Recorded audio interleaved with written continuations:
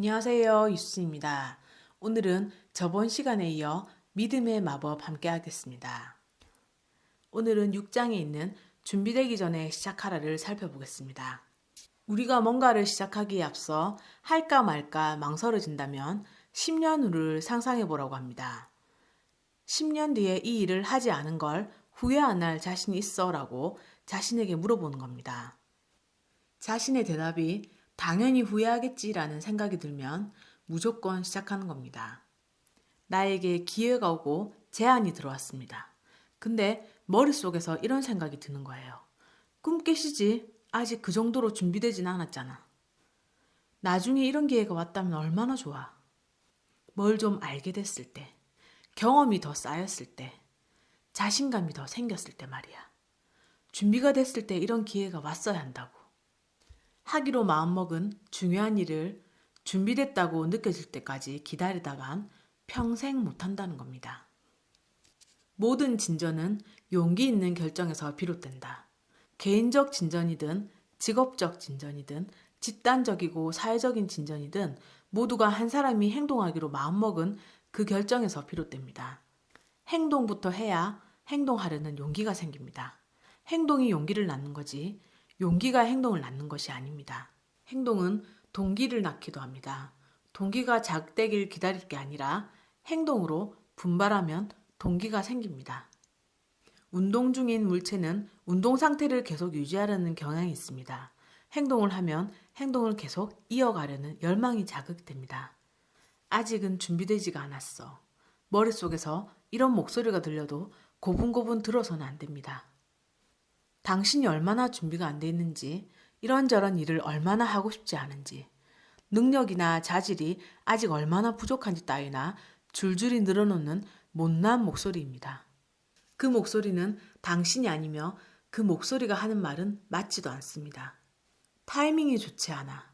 상황이 될 때까지 기다려야 해. 지금 시작하면 너무 많은 실수를 저지를 거야. 제대로 아는 것도 없는 내가 뭘 해. 나한텐 아직 계획도 없잖아. 나는 이것이 잘 될지 확신이 들기 전엔 위험을 감수할 수 없어. 그저 당신이 얼마나 무능한 사람인지 짚어대는 얘기만 지겹게 늘어놓고 싶어 합니다. 그런 꼬임에 넘어가면 안 되는 겁니다. 그 목소리에 반항하려는 훈련이 빠를수록 뭐든 해결할 수 있는 능력이 더 빠르게 커집니다. 준비되기 전에 시작하기 전략이 필요합니다. 생각은 그만하고 행동을 시작하면 됩니다. 준비되기 전 시작하기 전략에서 중요한 2가지가 있습니다. 첫 번째, 조사와 계획의 탈을 쓴 미루는 버릇을 경계하기. 지나친 조사와 계획은 아까운 시간을 질질 끌게 만드는 주범입니다. 몇 주, 몇 달, 심지어 몇 년이 지나도록 실질적이고 확실한 진전도 없이 준비만 하며 시간을 보내기 쉽습니다. 특히 완벽한 성향의 사람들이 이렇게 준비만 하다 시작을 못할 수 있습니다. 준비가 부족하다고 책만 계속 읽고 있을 일이 아닙니다. 그렇게 숨을 게 아니라 행동 편향을 키워야 합니다. 약속을 잡거나 현실 공간에서 대화를 나눠야 합니다. 그럼 더 많이 배우고 더 빨리 성장하게 됩니다. 준비되기 전에 시작해야 합니다. 준비되기 전에 시작하십시오. 일단 시작하십시오. 준비되기 전에. 2번째로 중요한 것은 편안함과 확실성보다 성장과 배움을 중요시하기. 많은 이들이 처음 사업을 시작할 때는 하나부터 10까지 혼자 다 처리해야 합니다. 저자도 그렇게 시작했다가 결국은 한계가 왔습니다. 모든 일을 혼자 다 하기가 불가능했고 직원 채용을 해야 하는 건 알았지만 행동으로 옮기기가 겁이 났다고 합니다. 직원을 채용하면 비용이 발생하고 또 직원을 어떻게 채용하고 다뤄야 하는지에 대한 감이 전혀 없었다고 합니다. 그런데 어느 순간 직감적으로 느꼈다고 해요. 안전지대에서 너무 오래 시간을 끌다간 내가 그동안 쏟아온 노력, 내 사업체를 일으키는 일이 물거품이 될지 모른다. 다음에 취할 행동이 확실해졌습니다. 이제는 성장지대로 옮겨가야 할 때라고 생각했습니다. 그러지 않으면 더 높은 단계로 올라갈 가망이 없어 보였습니다. 성장지대는 무진장 겁나는 곳입니다. 하지만 내가 상사가 돼 일을 맡기는 요령과 한 단계 도약해 사업체를 키울 요령을 배울 수 있는 유일한 곳이었습니다. 성장지대에 들어선다는 건 상황이 불확실해진다는 의미였습니다. 이제 내 마음 편히 지내긴 힘들다는 이야기였습니다. 완전히 실패할 가능성도 높았습니다. 그래서 어떻게 됐을까요? 처음에는 완전 실패했습니다. 직무에 잘 맞는 사람을 채용하지도 못했고 일을 맡기는 요령도 형편없었다고 합니다. 숱한 날을 자기 회의와 불안감에 시달리며 많은 눈물을 쏟았다고 합니다. 하지만 이미 성장지대에 발을 딛고 선 이상 포기할 수 없었고 발길을 돌릴 수 없었습니다. 그렇게 버티다 보니 어느새 해결의 실마리가 보이기 시작했다고 합니다.